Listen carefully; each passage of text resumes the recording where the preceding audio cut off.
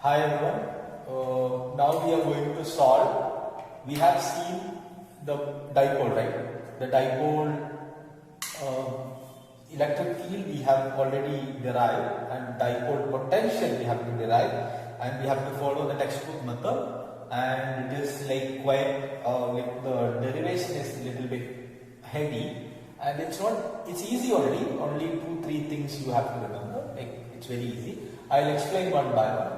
So like you can check the textbook derivation as well, and let me derive it from the beginning itself. So you have to be like you have to follow it very thoroughly, then only you will understand that. And after this you have to write it yourself one by one. Okay, so let's begin.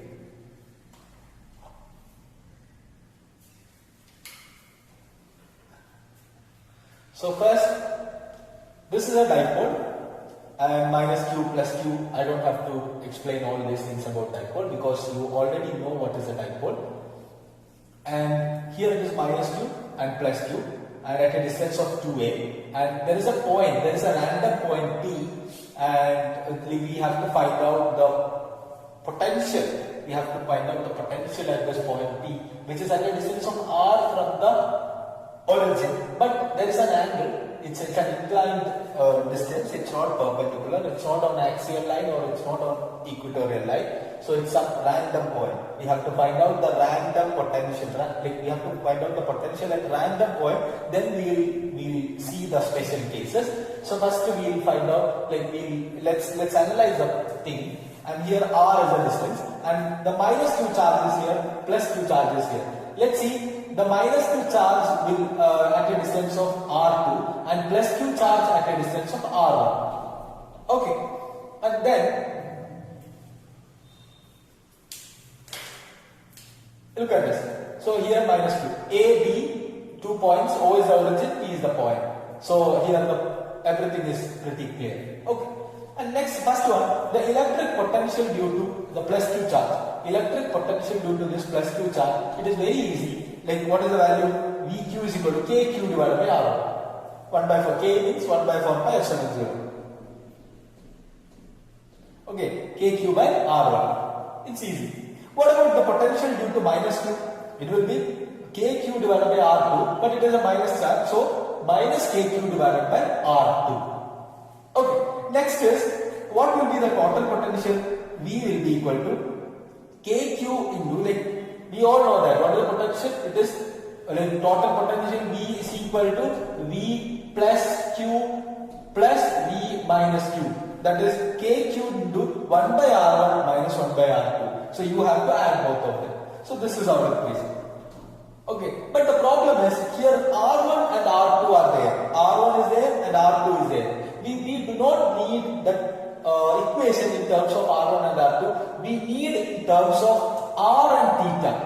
We need in terms of r and theta because the given quantities are, the given parameters are r and theta.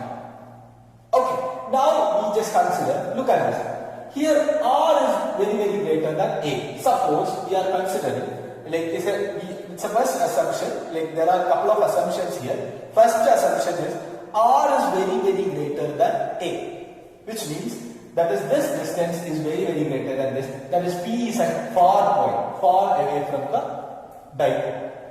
Okay, R is very greater than A. And by cosine law, so I think you have studied cosine law before, or otherwise you will study in properties of triangles. You will study about that, and it's very simple. You can just analyze the law. That by cosine law, R1 square, that is R1 square in a triangle, which is not a triangle which is a Pythagoras triangle. And in this triangle, I am not going to explain the cosine law right now. If you do not know, I can do a video on that. But otherwise, you will study in maths. Okay. So by cosine law, R1 square is equal to R square, where is R square, this side, plus A square minus 2 into R into A cos theta. 2 into r into a cos theta. This is what is cosine. Okay, r1 square is equal to r square plus a square into 2ra cos theta. Cos theta is the angle between r and a. Okay, so r1 square is equal to, then I can take r square outside. It will be r square outside into 1 plus a square by r square minus, here 1 r is there, so it will be divided by r, minus 2a by r into cos theta. Okay, now since r is very greater than a, we have already assumed that r is very greater than a, we can say that a square by r square neglect. We can neglect it. So it will be approximately 0. Okay, so you can neglect this term. So without that term, it will be r1 square is equal to r square into 1 minus 2a cos theta by r, or 2a by r cos theta. So I can put r here, 2a by r into cos theta. Okay, next is r1. Again I can write r1 is equal to, this is r1 square, take the square root, r1 is equal to, r square will be r into 1 minus 2a by r cos theta, the whole raised to 1 by 2. Take the square root. Okay, now look at this, here 1 by r1, 1 by r2. We want 1 by r1 and 1 by r2. We do not need r1 and r2. So from here, from this I can write 1 by r1 is equal to 1 by r into 1 minus 2a by r cos theta, all raised to minus 1 by 2. Here 1 by 2, it will be minus 1 by 2. Okay, again by binomial expansion, this you must have studied. You must have studied in plus 1 binomial theorem. That is, by binomial expansion, this, since a by r is less than 1, a by r is less than 1, I can write this term as 1 into 1 plus a by r cos theta. Why? Because this I can write, I will write it here, 1 minus first term 2a by r into minus 1 by 2. So minus 1 by 2 into 2a by r cos theta. So it will be 2 got cancelled, 1 1 plus, minus minus plus. Okay, so it will be 1 plus a by r cos theta. So 1 by r1 we have got. So this is the equation. 1 by r1 is equal to 1 by r into 1 plus q by r, a by r cos theta. 1 plus q by a by r cos theta. Okay, this is our first equation, 1 by r1. So 1 by r1 is okay. Now we have to make 1 by r2. Where is r2? Look at this here. So again cosine law. All of you tell me what is cosine law here. Here it will be r square plus a square. R square plus a square minus 2a into r cos 180 minus theta. Cos 180 minus theta. You got it? Okay, but there is a problem. What is cos 180 minus theta? So r2 square is equal to r square plus a square minus 2ar cos 180 minus theta. This is 180 minus theta. So r2 square is equal to r square plus a square plus 2ar cos theta. Why 2ar cos theta? Because cos 180 minus theta is equal to minus cos theta. Cos 180 minus theta is equal to minus cos theta. Substitute that value, it will be this one. Okay. Again, next one. Simplify the equation in the same order. By binomial expansion, you can simplify it. Then it will be 1 by r2 is equal to 1 by r into 1 minus a by r cos theta. At least you just look at the two equations. 1 by r1 is equal to 1 by r into 1 plus a by r cos theta. Here 1 by r2 is equal to 1 by r into 1 minus a by r cos theta. 1 minus a by r cos theta. So substitute both the values in this equation, our major equation. So you will get the equation like this.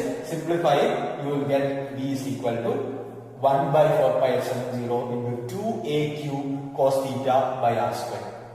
Okay, what is the equation? V is equal to 1 by 4 pi epsilon 0, 2 into a into q divided by r square into cos theta. Again I can substitute something. 1 by 4 pi epsilon 0 into what is q into 2a? P. Q into 2a is p divided by r square into cos theta. Okay, this is what is the equation. Or I can rearrange again. So v is equal to 1 by 4 pi epsilon 0. So this I can write it as P dot R cap divided by R square. Look at this P dot R cap. So where R cap is this distance. Okay, so in the same way, so P dot R cap means P in this direction, R in this direction. So the angle between them theta. So P dot R, P and R, angle between them theta. So P dot R cap divided by R square. Don't get confused. This is not a vector. This is a scalar only. Why? Because P dot R, dot product is a scalar product. Okay, so it will be a scalar. So we can represent in this way also. Okay. And now I am going to explain something more, that is this is the final equation. This is the final equation we have got. This is a random point, right? So now we are going to analyze if it is on the axial point or at the equatorial point or at the opposite axial point or at in this side, the opposite side, then what will be the values? Okay, let me get this, and before that you can note down this. You can check on textbook as well. So you can pause it and you can note down. Okay, I think you have got a chance to note down this, and now I am going to remove this basic portion, and then we can discuss different cases. Okay, different cases I am going to explain. First case, axial point. Axial point, just like we have done in the case of electric field. Okay, so axial point means the point will be somewhere here. Okay, then theta will be 0. So axial point V will be equal to V axial is equal to 1 by 4 pi epsilon naught into P by R square into cos theta 1. So it is equal to 1. V axial is this one. Okay, and next one, V equatorial.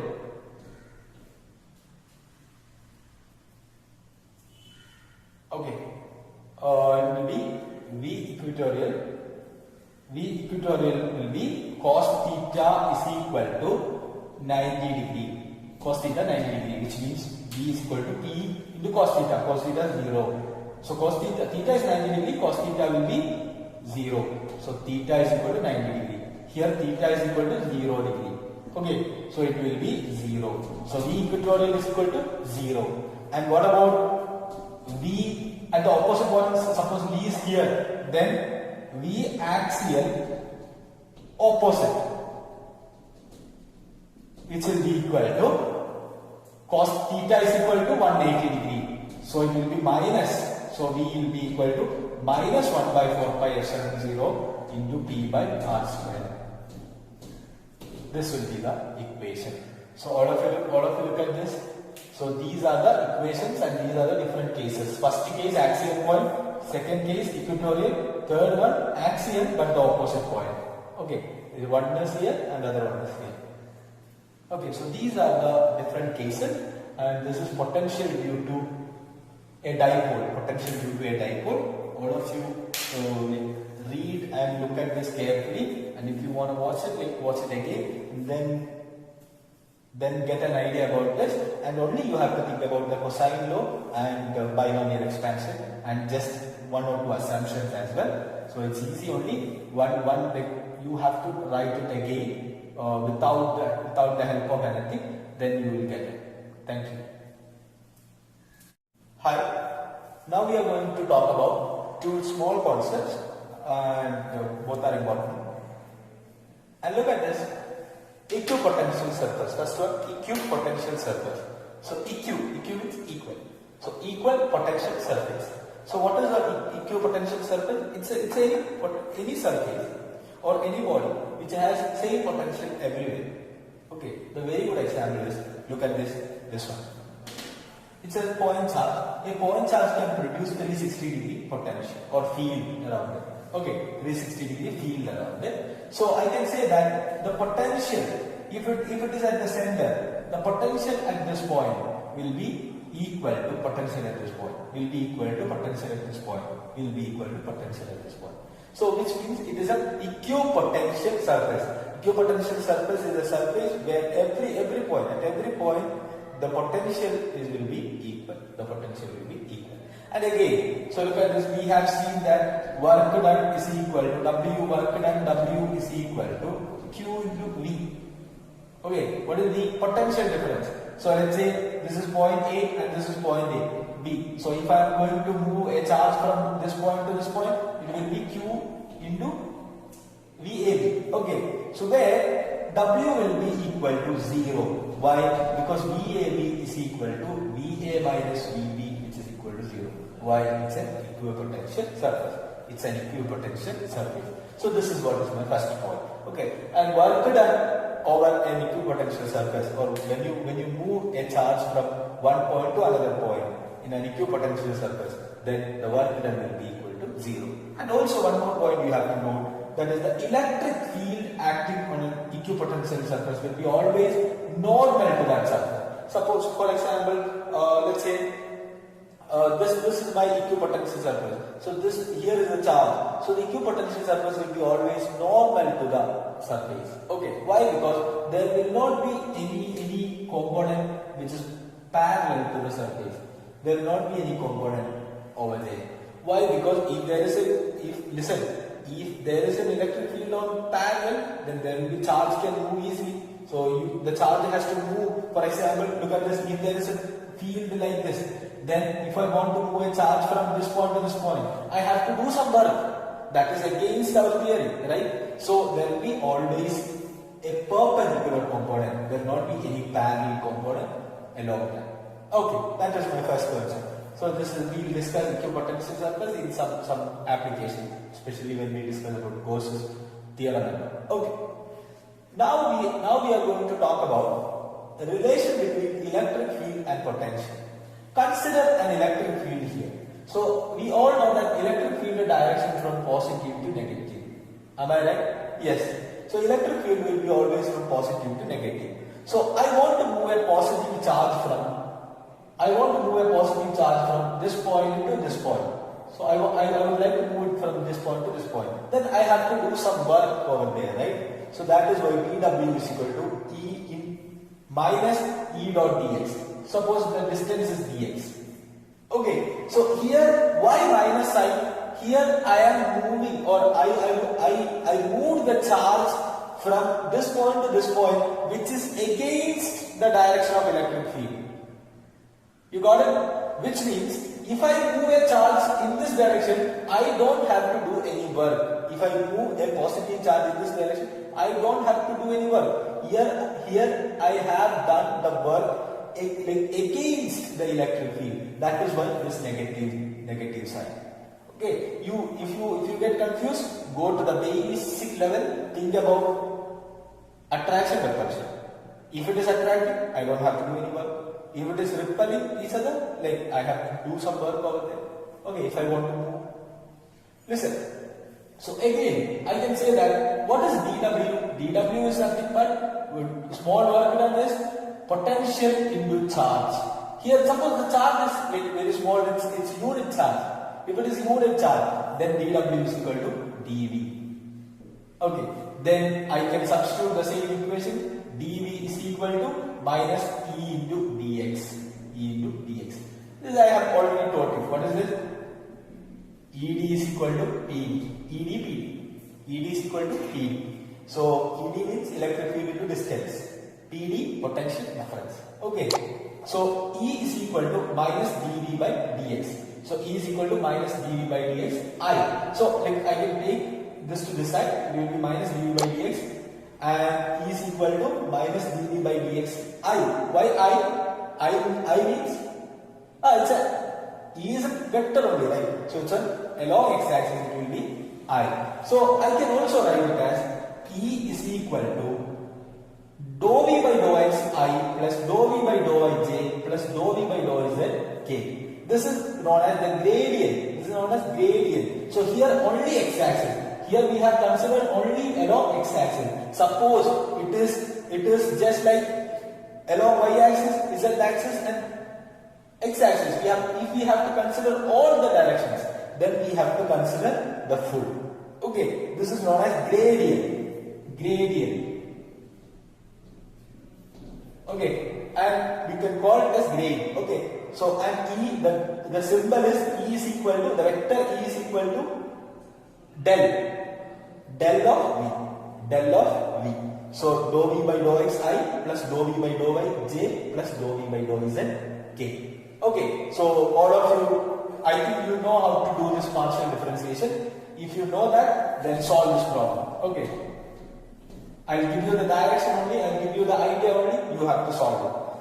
So let's say V is given, V is equal to 3x square y plus 2z square x minus 3x square zy.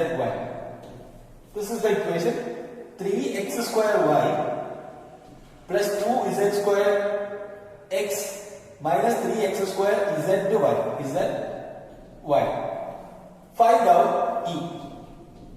So you have to find out the gradient. First dou V by dou X I, dou V by dou Y is 1 J plus dou V by dou Z K cap. Okay, so why?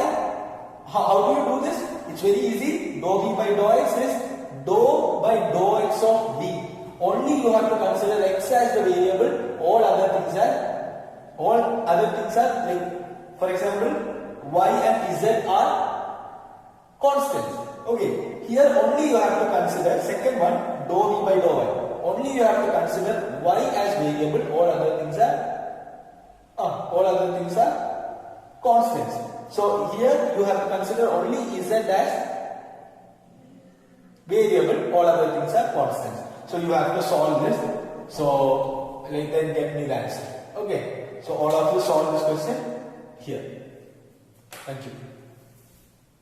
Hi everyone. So now we are going to talk about potential energy for a group of point charges, or potential energy due to a collection of charge. Okay.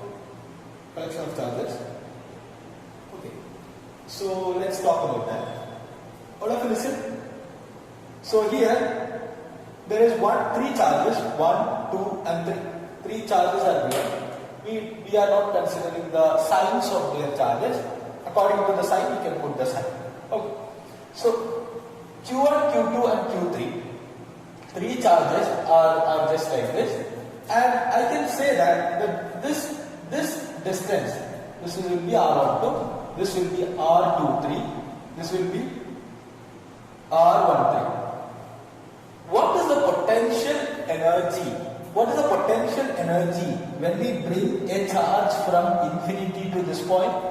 That will be 0, because there are no charges. Okay, suppose initially there are no charges, we are bringing a charge from infinity to, we are bringing Q1 from infinity to this point. Then we don't have to do any work. Okay, so we don't have to do any work. Why? Because there are no other electric fields. Okay, next. Suppose Q1 is here. I am bringing Q2 from infinity to this point. Then what is the potential energy? How much work I have to do? That is Q1 Q2 by R12. 1 by 4 pi epsilon 0 Q1 Q2 by R12. From where did I get this equation? Because we have already seen W is equal to, work done is equal to QV. W is equal to Q into V. Suppose I am bringing Q2 here. Which is the potential? Like in which that potential we have to, like against that potential we have to do some work. So that is Q2 into V1. Potential of 1 into charge of Q2. That is the W. That is the work done to bring a charge from infinity to this point. You got it? So Q2 into V1. And next one. So if Q1 and Q2 is there already, and we are bringing Q3 from infinity to this point, then how much work we have to do? That is 1 by 4 pi epsilon 0, Q3 into Q1, this is 1. Okay, Q3 into Q1 divided by R13. So we have to do some work against this potential Q1. And we have to do some work against this potential, that is Q2 into Q3. So against this also. So this is the basic idea. This is the basic idea of electrostatic potential energy. And to get more idea, or to get the equation, it is very easy. U is equal to this one is the equation. There are three charges. That is the total potential energy. 1 by 4 pi epsilon 0 I can take outside. 1 by 4 pi epsilon 0 I will take outside. It will be Q1 Q2 by R12 plus Q1 Q3 by R13 plus Q2 Q3 divided by R23. This much is the total potential energy. Okay, and one question is given. Example 1.15 from the textbook. So one question, how much is the total potential energy of this system? That is the question. It's a very simple question. Question is simple. Minus Q plus Q minus Q plus Q. Like on 4 vertices. We have placed these 4 charges on the 4 vertices of a square. Side A. Of side A. Then we have to find out the total potential energy. So tell me the total potential energy. I'll give you this idea. Look at this. First of all, I am bringing a charge plus Q from infinity to this point. I don't have to do any work. So leave it. So total U will be equal to 1 by 4 pi epsilon 0 I can take outside into Q into minus Q square divided by what is the A plus Q into minus Q square divided by A plus Q into plus Q, that is Q square divided by, what is this distance? What is this distance? This is diagonal of a square. Diagonal of a square is root 2A divided by root 2A.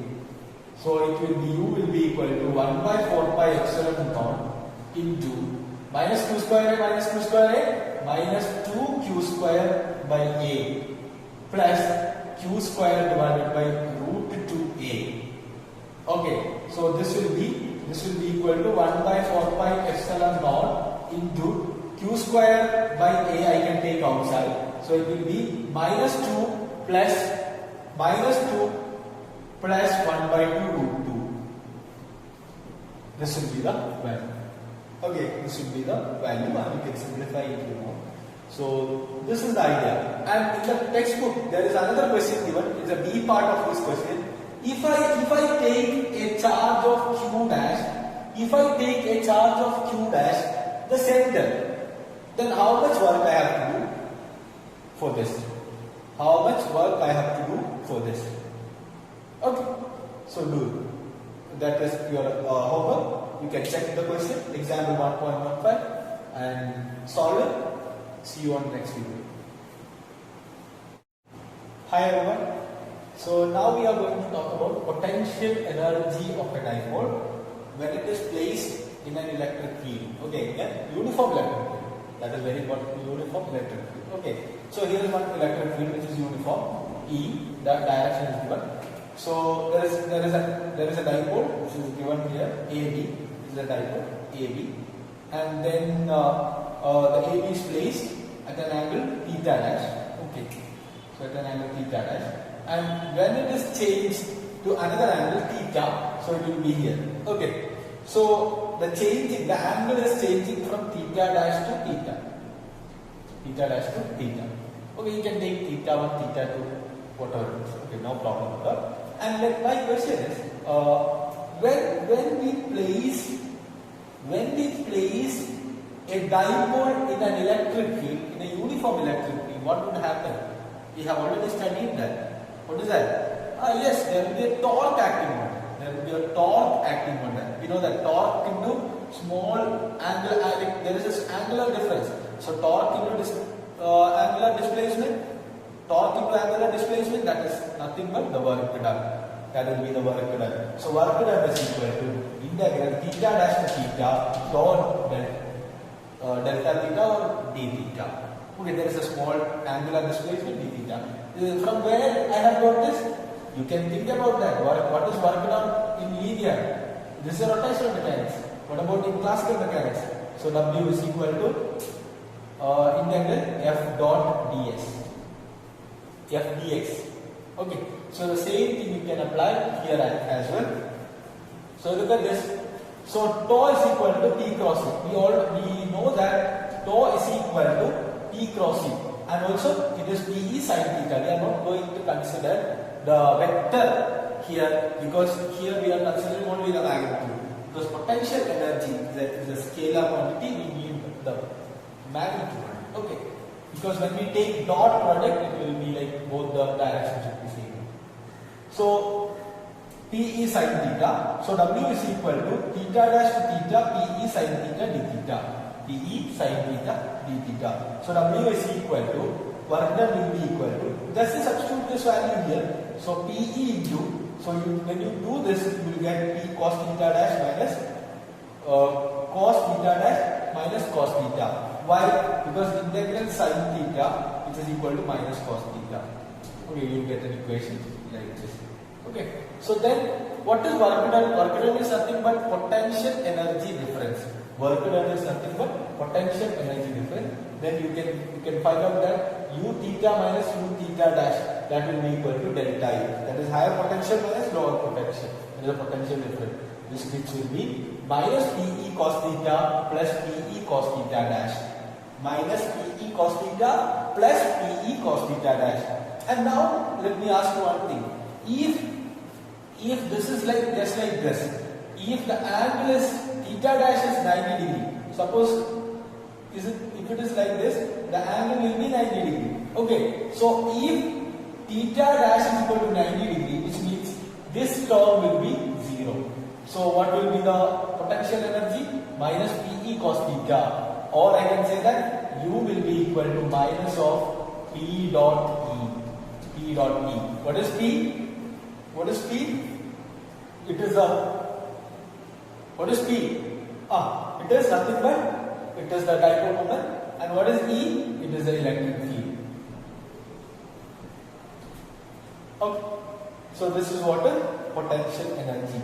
And let me ask you another question. If this dipole is in this direction, which means theta will be 0. If theta is equal to case 1, if theta is equal to 0, which means U will be equal to minus P into E. Minus P into E. Cos theta will be 1. Okay. And second case, if theta is equal to 90 degree, which means U will be equal to 0. Third one, if theta is equal to 90 means like from here we are taking there only. There is no potential energy. There is no potential energy. If theta is equal to 180 degree, that is we are rotating it like just like this, then it will be U is equal to minus 1. Minus P into E into cos 180 degree minus 1. So it will be P into E. So look at all these values. Here P into E, minus P into E. This is the minimum value. Here it is 0. Here it is the maximum value. Right? So if theta is 180 degree, which means if you take it to the next level, like if we are like rotating it 180 degree, then it will be minus P dot E, which means the maximum value of potential energy. This is known as unstable equilibrium. Unstable equilibrium. Okay, that is unstable. That would be unstable. Potential energy maximum means unstable. So what about this one? Here minimum. This will be stable equilibrium. Because potential energy is minimum. Okay, so this is all about potential energy of a dipole when it is placed in a uniform electric field. Okay, read it and we'll continue in the next video. Hi everyone. So now we are going to talk about Gauss law and its applications. So it's one of the important topic from electrostatics, one of the important topics. So look at this. So before going to discuss Gauss law, I would like to explain some more concepts like what does electric flux and what is electric flux in uniform electric field and in non-uniform electric field, etc. and the mathematical form as well. So now, I would like to explain the Gauss law, the electric flux by using an example of a point charge. Okay, we have already studied that in a point charge there will be many electric field lines. There will be number of electric field lines which is coming from a particular charge. Like it would be 360 degree around it. So I can say that I can consider a small area, because we all know that the electric field strength is directly proportional to the number of field lines in that area. So we can consider two area. So it's a three-dimensional thing. So you can imagine like this. This is the area. So the number of field lines coming through this area would be different from this area. Am I right? Yes. So look at this.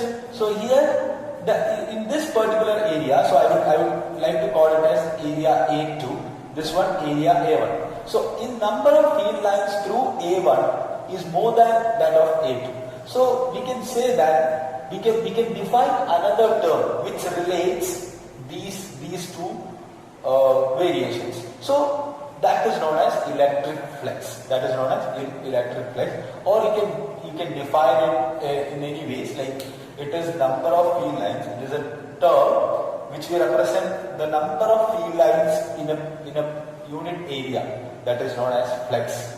Okay.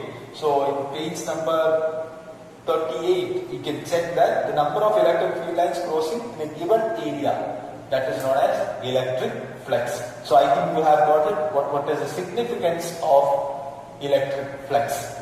Okay. And then you just look at then now we are going to talk about electric flux for a uniform electric field. So we have already studied something about uniform and non-uniform electric fields.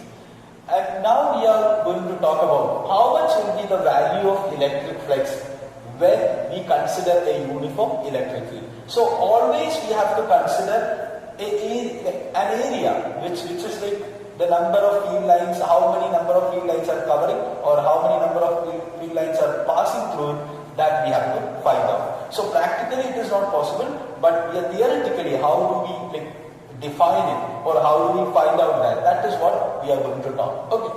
So now look at this. Here a uniform electric field I have given. So this is the area which is not parallel or which is not perpendicular.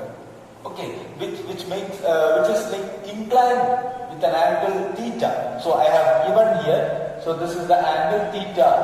Okay, but in the definition we have already discussed that the number of field lines which is normal to the area. Okay, we have to consider the number of field lines which are normal to the area. So look at this, the area is just like this, and the directional vector of the area is perpendicular. Okay, so we have to resolve the vector again. And let me ask you one question. Area is a vector or scalar? So it's a vector in physics especially. That is, like we have studied about area in lower classes, where we haven't discussed anything like vector, but don't consider area as a scalar. Area is a vector, that is areal vector. Okay, so look at this. So this I can resolve into two components, E cos theta and E sin theta. So we need only E cos theta. Why? Because we need the electric field which is normal to the area. So how much is the value? Ea cos theta. So phi E is equal to, that is electric flux, and by the way, phi is the vector. Phi is the vector that by using phi we represent flux. Okay. So phi E is equal to E dot A, that is Ea cos theta. Why E dot A? Because E cos theta into A, that is our term. So this is what is the flux. So the general equation is E dot A, Ea cos theta. Okay. And again, one more thing I would like to tell you, that is, suppose in this particular case, the area, look at this, if this is perpendicular, or I can say that the area is perpendicular, just like this. So different cases are given. In page number 39. In page number 39, different cases are given. So look at those cases. So where area is in this direction, right? And electric field is in parallel. So the total number of field lines, will be equal to E into A. E into A. Okay, so don't get confused with that. So the angle is I would explain here. So don't get confused like here the area is perpendicular, so electric field and area, like both are the angle between them 90 degrees. No, it's not like that. The area, look at this, the electric field is in this direction, right? So here what we are considering is like in this the normal vector will be in this direction. So when we consider about angle, the normal vector in this direction and electric field. It's not like area is in this direction, electric field is in this direction. No, electric field is in the same direction of normal vector. So angle between them 0. So it will be E dot A, EA cos 0. That is E into A. That is the maximum field, or sorry, maximum flux, because maximum number of field lines would pass. Okay, next thing. If suppose, I'll explain here. Look at this. The area is just like this, which is parallel to the electric field. Then how will be the normal vector? The normal vector will be in this direction. And what about electric field? In this direction. What is the angle? Angle will be 90 degree. So EA cos theta, E into A into cos 90, which will be 0. Okay, so here no flux. That is, it's very logical, right? If electric fields are passing like this, and one area is here, then how much number of field lines should pass through it? Which should be normal. Nothing, because electric field direction would be like this. Electric field is not going like this. Okay, so that is what is electric flux.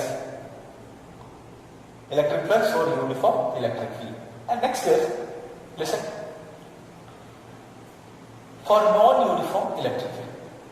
We know that in non-uniform electric field, suppose the electric field is just like this.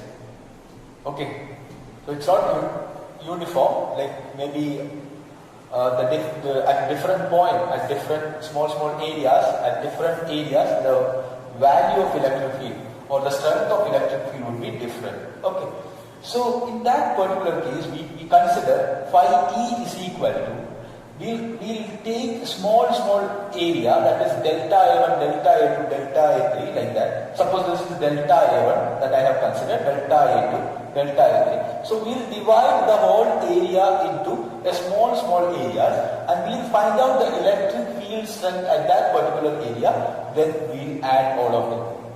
Okay, and E1 dot delta A1 plus E2 dot delta A2 plus etc. Okay, or in general you can write summation I1 to N EI dot delta I.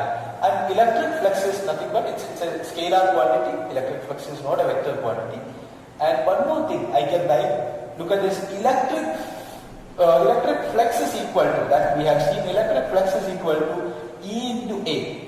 Okay, if the area is perpendicular, then E into A. And what about electric field? Electric field I can write flux per area. So one more definition we can learn about electric field, that is flux per unit area. That is what is electric field. Okay. So these are the things, and one problem we can solve a small problem. It is given example 1.17. I would like to write here. Example 1.17. In example 1.17, what is given? The electric flux we have to find out. The theta it is given 60 degree. The figure it is given 60 degree, and the sides of the rectangle it is given. It's 5 centimeter and 10 centimeter. 5 centimeter and 10 centimeter. And the electric field strength is also given 100 Newton per coulomb. Okay, so we want to find out the electric flux. So look at this, it's very easy. It's E dot A. Phi is equal to E dot A, which is equal to 100 into dot A. So what about A area? 5 into 10, 50. And what about 10 to the power minus 2? 10 to the power minus 2, that is 50 into 10 to the power minus 4 into cos theta, cos 60, 1 by 2. Okay. So now it is very easy.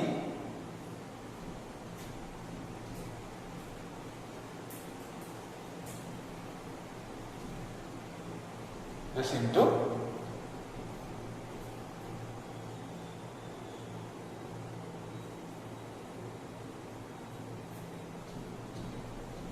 root 3 by 2, sorry. So it will be 10 to the power minus 4. I can cut all these zeros. So it will be 10 to the power minus 1. So it will be root 3, 5 root 3 divided by 2 into 10 to the power minus 1. Okay, the numerical value you can solve. Okay, so this is all about electric flux, and we will cover the next topic, that is Gauss law and the applications of Gauss law. Hi everyone. So now we are going to first solve one problem on electric flux. So look at this. So here electric field is given 100 Newton per Coulomb, and the dimension of the length and breadth of area, it is also given, that is 5 cm and 10 cm, and the angle which is given 60 degree. Okay, the angle between the normal vector and electric field, that is 60 degree. And let's consider, look at this, phi is equal to, the numerical, it's very easy, phi is equal to E dot A, E dot A, which is equal to 100 into area, 5 cm into 10 cm, which is 50, into 10 to the power minus 4, the centimeter into centimeter. So again into cos 60, that is 1 by 2. So 150, this one I can cancel. So it will be 5 into 5 divided by 2, which is equal to 2.5 into 10 to the power minus 1. And what is the unit? What is the unit of this one?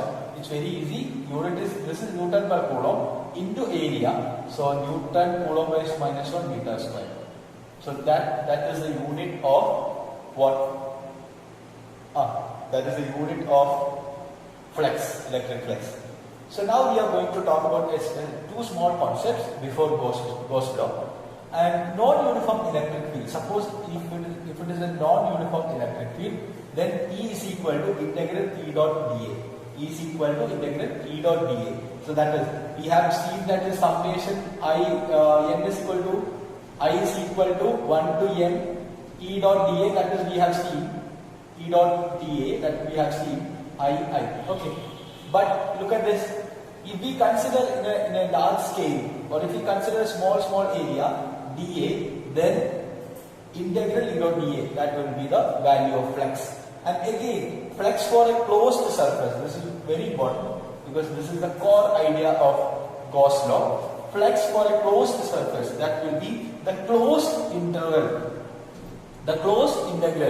E dot dA. Okay, so phi is equal to closed integral E dot dA. So we will discuss more about this in Gauss law. So next we will see the Gauss law.